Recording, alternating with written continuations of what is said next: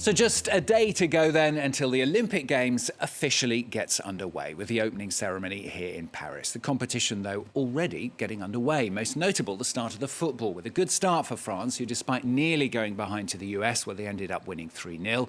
Difficult start elsewhere for the competition, though, as in another match, Morocco beat Argentina 2-1 in a game that was actually suspended for about 2 hours because fans invaded the pitch deep into stoppage time. So is it all going to plan, and is France ready? Well, joining me here on the programme is Michael Payne. He's former Director of Marketing for the IOC, also author of Tune In, the unofficial and entirely unsanctioned history of the Olympics. Great to have you with us on the programme. There were a couple of hiccups, weren't there, yesterday? A very slow entry into some of the football games. That incident I mentioned as well involving the Morocco-Argentina match. Not the perfect start, perhaps. But it's par for the course. I think every single games, when they start off, the first 2 or 3 days are always got some glitches. I mean, it's complicated, it's big, and it's the first time it all comes together, and to create a unifying team and structure.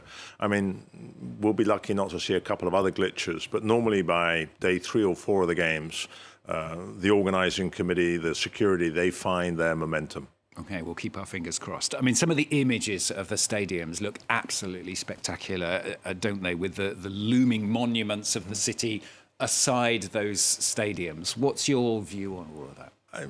Spectacular. I don't think I've ever seen an Olympic Games with such a phenomenal backdrop.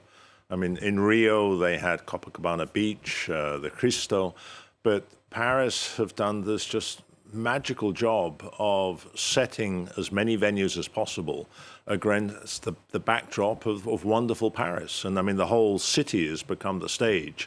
And I think that's what will stand out of these games. I mean, friends and colleagues who've been going around the venues and they've been to many games, they've said they've seen nothing like it.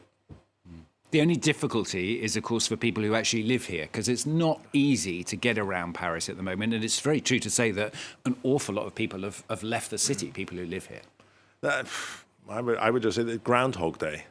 I mean, the build-up to London, where I was born, there was naysayers, and the traffic is difficult. You can't sort of host the games on a city, particularly like Paris is trying to do, of sort of spreading it through the buildings. But within a few days, the Olympic fever kicks in.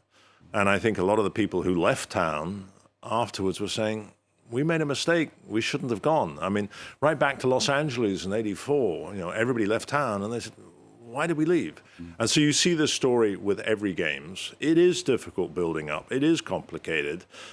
Security doesn't get any easier. But once it kicks off, I mean, it's going to be one hell of a party. You've been involved in the Olympics for so long. How much time, how much organisation does it take to get to this stage? I don't think anybody can really fathom the sheer complexity of what is involved. If you think about the sport, they're producing 11,000 hours of sport over 17 days. The Soccer World Cup is 200 hours over a month. And, the Americans talk about the Super Bowl. Well, this is 25 Super Bowls taking place at the same time in the same city. And once you've succeeded, you've got to do the whole thing again the next day. And again for 17 days. So as a logistical undertaking, it is probably the biggest single, most complex undertaking other than, going to war. And talk about the logistics there. One of the biggest logistics comes tomorrow, of course, that opening ceremony, which is happening on the River Seine. Yeah, it's bonkers. I mean, you've never seen anything so ambitious, so big. And when the idea was first presented, I think everybody looked around and said, wow. I mean, France certainly likes to think big. And with that does come 1 or 2 challenges.